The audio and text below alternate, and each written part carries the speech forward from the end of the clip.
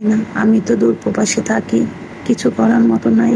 আজ 3 দিন ধরে আমার মা বিছনায়, খাওয়া দাওয়া ছেড়ে দিচ্ছে, চিকিৎসা হচ্ছে না। তো আমার মা অনেক অসুস্থ। আমার মাকে ডাক্তারের কাছে নিতে পারছি না, কারণ কোনো ডাক্তার নাই।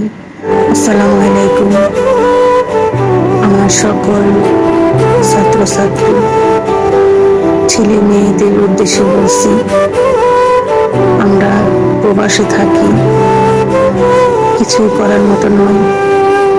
ব্যাস দূর থেকে চোখের পানি ফেলায়া যাইতেছি, আর মন ভরে দোয়া করছি যেন সবাই মায়ের সন্তান মায়ের বুকে ফিরে যেতে পারে। কোনো মায়ের বুক যেন আল্লাহ পাক খালি না করেন, এই কামনাই করতেছি, আর এই দোয়াই বেশি বেশি করতেছি। আর আপনারা সবাই নামাজ পড়ে এই দোয়াই করবেন যেন যার যার সন্তান তার তার বুকে ফিরে যেতে পারে। কারো সন্তান যেন আল্লাহ পাক রাস্তাঘাটে কোনো বিপদ না দেয়। হয়তো যারা চলে গেছেন তারা তো শহীদি মরা মরছে, তাদেরকে আল্লাহ বেহেশত নসিব ইনশাআল্লাহ করবেন। আর আমার জন্য আপনারা সবাই দোয়া করবেন, আমার মাটার জন্য সবাই দোয়া করবেন।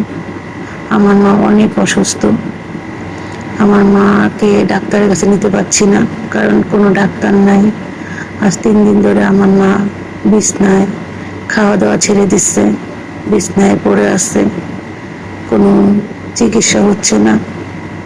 তো কি করব জানি না। আমি তো দূর প্রবাসে থাকি, কিছু করার মতো নাই। আর ইন্টারনেট বন্ধ করে ফেলছে, কোনো যোগাযোগ করতে পারছি না। এখন বর্তমানে মা কেমন আছে বলতেও পারি না।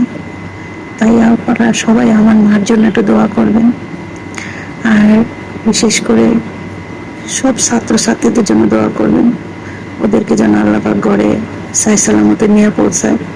সবার মায়ের বুকে যেন বাচ্চাগুলোকে নিয়ে ভালোভাবে পৌঁছায়, এই দোয়াই সবাই করবেন।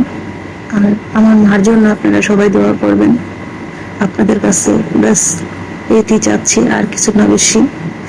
তো সবাই ভালো থাকবেন। আর কি বলবো, দুঃখে আছি, খুব কষ্টে আছি, বুক ভরা কষ্ট নিয়ে প্রবাস আছি। কাকে বোঝাবো আমাদের প্রবাসের কষ্ট? আমাদের প্রবাসীদের কষ্ট কে বুঝবে? একমাত্র আল্লাহ ছাড়া আর বোঝার মতো কেউ নাই। তাই শুধু চোখের পানি ছাড়া, দোয়া ছাড়া আর কিছুই করতে পারবো না। সবাই ভালো থাকবেন। আসসালামু আলাইকুম, আল্লাহ হাফেজ।